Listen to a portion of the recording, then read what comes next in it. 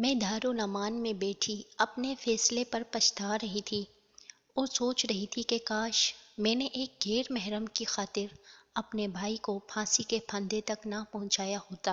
میرا نام سیما ہے، میرا تعلق گجرانوالہ سے ہے۔ میرے والد ایک حادثے میں چل بسے، اس کے 3 سال بعد والدہ بھی فوت ہو گئی۔ میرا ایک بھائی تھا جس کا نام احمد تھا۔ احمد مجھ سے 2 سال بڑا تھا۔ جب میری والدہ کا انتقال ہوا اس وقت میری عمر 10 سال تھی اور بھائی کی عمر 12 سال۔ والدین کے انتقال کے بعد میرے چچا رحیم نے ہمارے گھر پر قبضہ کر لیا اور بجائے اس کے کہ وہ ہمیں سہارا دیتے، مدد کرتے، الٹا انہوں نے ہم سے گھر بار سب کچھ چھین لیا اور گھر سے نکال دیا۔ میرا بھائی مجھے لے کر قریبی شہر آ گیا۔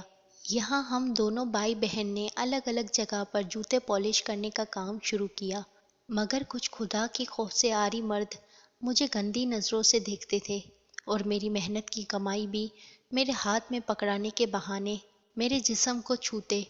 میں روز 2 وقت کی روٹی کمانے کی خاطر کئی ہوس پرست مردوں کی بیہودہ حرکتوں کو چپ چاپ سہتی رہتی اور اپنے کام پر لگی رہتی، مگر ایک دن مجھے اس اذیت سے گزرتے میرے بھائی نے دیکھ لیا تو اسی دن میرا بھائی وہاں سے میرا اور اپنا سامان اٹھایا اور شہر کے مین بس اسٹینڈ پر جا کر لگا لیا۔ ہم بھائی بہن دن کو جس بورے کی ٹاٹ پر بیٹھ کر جوتے پالش کرتے تھے، رات کو اسی پر سو جاتے۔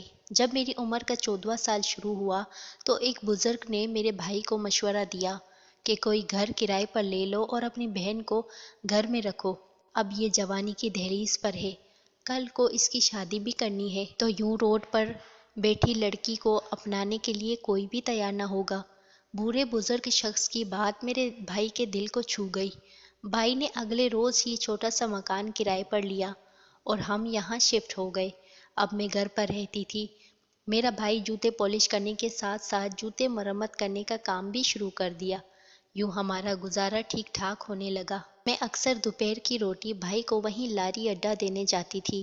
اسی دوران ایک وقاص نامی لڑکے سے میری آنکھیں چار ہوئیں اور پھر آہستہ آہستہ تعلق بننے لگا، یہاں تک کہ اب میں بھائی کو روٹی دینے کے بعد واپسی پر بس اسٹینڈ کے پیچھے وقاص سے ملاقات بھی کر لیتی۔ وقاص اب مجھے شادی کے لیے مجبور کرنے لگا، جبکہ مجھے معلوم تھا کہ میرا بھائی کسی صورت اس رشتے کے لیے راضی نہیں ہوگا۔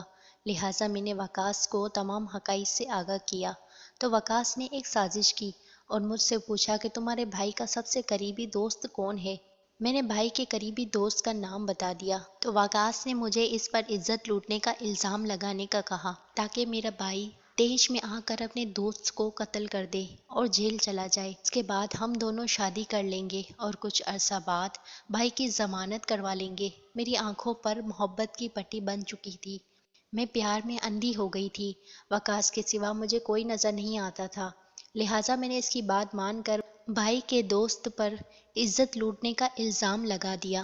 میں نے بھائی سے جھوٹ کہا کہ تمہارا دوست تمہاری غیر موجودگی میں گھر پر آیا اور میری عزت پر ہاتھ ڈالنے کی کوشش کی۔ میں نے بھائی کو اتنی تیش دلائی کہ میرے بھائی نے اپنے دوست کو قتل کر دیا اور پولیس کی گرفت سے بچنے کے لیے بھاگ گیا۔ کچھ دن بعد بھائی نے کسی طرح مجھ سے رابطہ کیا اور مجھے اپنا ٹھکانہ بتایا تو میں نے فوراً وقاص کے ذریعے پولیس کو بھائی کے ٹھکانے کی خبر دے دی۔ یوں میرا بھائی گرفتار ہو کر جیل چلا گیا اور پھر میں نے وقاص سے نکاح کر لیا اور دوسرے شہر آ گئی۔ یہاں آ کر مجھے یقین ہوا کہ محبت فقط ایک عذاب کا نام ہے۔ محبت کے نام پر محرم رشتوں کو چھوڑنے والی لڑکی آج تک محبوب کے سامنے معتبر نہیں ٹھہری، نہ ہی کبھی سسرال میں عزت پائی ہے۔ لہٰذا مجھے بھی میرے محبوب شوہر کے گھر والوں نے ملازمہ سمجھ لیا۔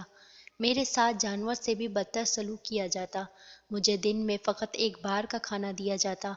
ایک دن میں نے اپنے شوہر سے شکوہ کیا کہ میں نے تمہارے خاطر اپنے بھائی کو دھوکے سے جیل بھجوا دیا اور تم میرے ساتھ اتنا برا سلوک کر رہے ہو۔ شوہر نے کہا، جو عورت محبوب کے خاطر اپنے سگے بھائی کو دھوکہ دے کر موت کے پھندے تک پہنچا سکتی ہے، وہ مجھے بھی دھوکہ دے سکتی ہے۔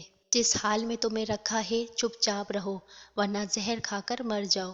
واپسی کا یا طلاق کا خیال دل سے نکال دو۔ جب تک تم زندہ ہو تمہیں میری خواہش کو پورا کرنا ہوگا، جب تم مر جاؤ گی تمہاری جگہ کوئی اور آ جائے گی۔